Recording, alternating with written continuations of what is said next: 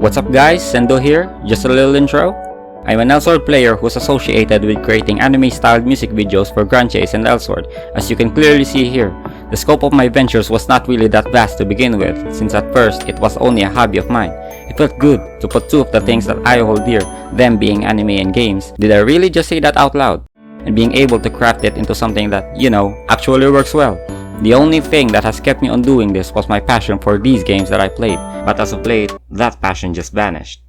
Some people may disagree with me, but Elsword's a great game. I don't want to beat a dead horse, so I'll just say what hasn't been said yet. There's hardly any online game right now which utilizes the aspects of being a side-scroller, platformer, and beat 'em up at the same time. While I do understand different types of genres when it comes to online games, Elsword takes it to the next level. While you have a skill system that's pretty much common for most online RPGs, it's not entirely circled around your character alone, but with the environment itself as well. Being able to influence your gameplay in a way that knowing your own position may affect the outcome, and the game being able to give you so many options outside just using skills, Elsword just gives you that entertainment that hardly any game can ever give you. Yes, while Elsword can be categorized into other game genres such as fighting, RPGs, and beat-em-ups, it takes all of those aspects and fuse it into something that makes this game a league of its own. Vertical movements are not only for the sake of being in the air for aerial attacks or evasion, but also being able to traverse the layout that the game has given you, and assess situations based around where you are currently. Skills are not only there for the sake of dealing damage, but are versatile tools that you can use against your enemies, like various buffs, debuffs, and of course, the usual damage skills. And by combining it with the fact that it's a 2.5D side-scroller, while you can find a target and just kill it outright, the game's mechanics makes it unique in a way that not only you have to worry about your horizontal position, but your vertical position as well. It's not only being around your enemy, but also taking advantage of your surroundings.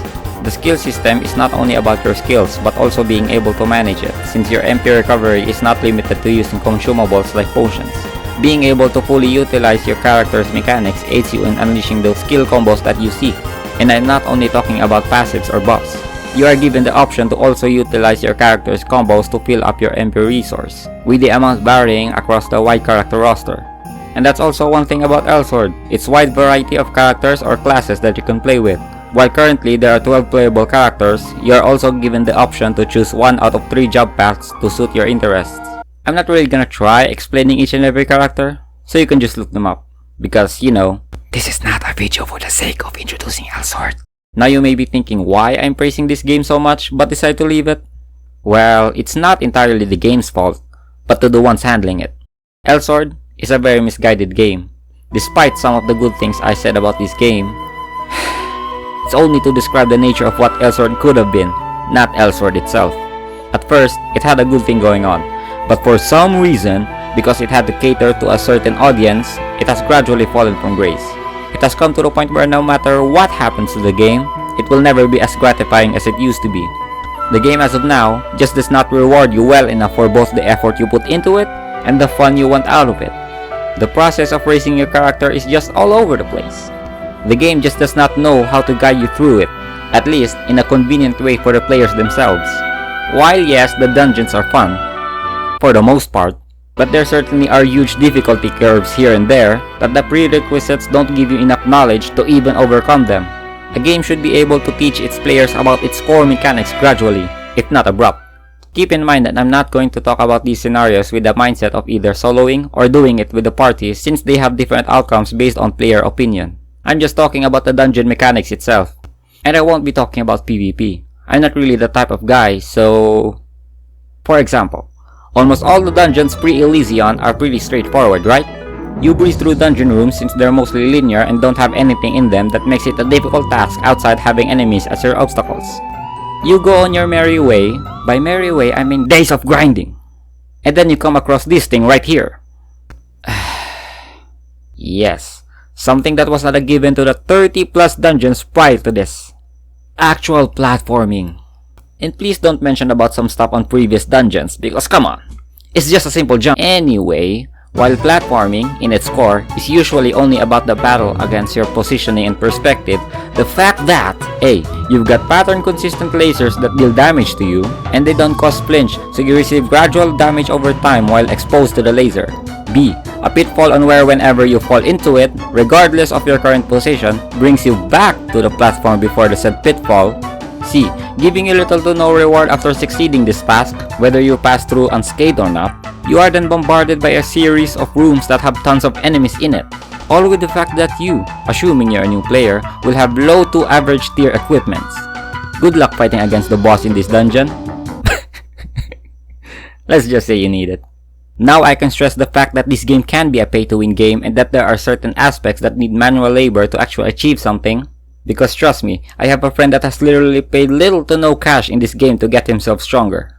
The huge problem, in my opinion, of this game is the process of leading yourself up to the huge dead end after your so-called adventure. You're pretty much stuck in an endless loop of grinding for power, mainly doing daily quests or just doing casual dungeon runs for materials or titles.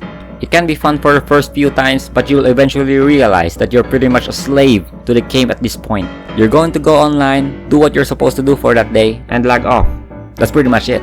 Not to mention that the grinding spots can be pretty hard for casuals if they just want to get it over with by completing their set. I get the need for cash elements in this game. A game or not, it's still being handled by a company that needs to pay its employees. I'm not saying it should be centered around cash all the time. What I am saying is that the game should not be centered around having to spend a lot of yourself while getting that certain something a player is expecting from this game, if that makes sense. You can still get by with sheer perseverance. A lot of it. If real life cash spending isn't really your thing, you have to spend a lot of your precious time just to be able to get that high tier setting for your character, which may result in days, weeks, even months of pure grinding. At this point, you may or may not have fun doing it. In my case, it didn't really matter since I had my own ways of trying to have fun, but most of the time, I hear players disliking it. And by the time you're finished, there's really no end goal for it. Spend a lot of either your cash or time, then you're pretty much done with the game. So is it really worth it in the end? Not to mention the absurd balancing mentality of KOG, but that's a rant for another day. All in all, Elsword is just very misguided. It's a game, but it's not, in my opinion, something that you can have fun with. The reason why games even exist in the first place. It focuses more on what you will become, rather than how you can become one. The game itself has so much potential, but has come to the point of no return. And the fact that they had the audacity to do this? Okay. Ultimately, I bid farewell to this game. I may come back to it, but I will never be able to pour my heart and soul into it the same as I did before. This won't be the end for me though, which I doubt anyone would even listen to this or look into this video in the first place. I wanted to do something about this passion that I've started. I may not know what it is, but we'll see. To whoever stayed until the end of this video, I thank you for hearing my message. Sendo, signing out.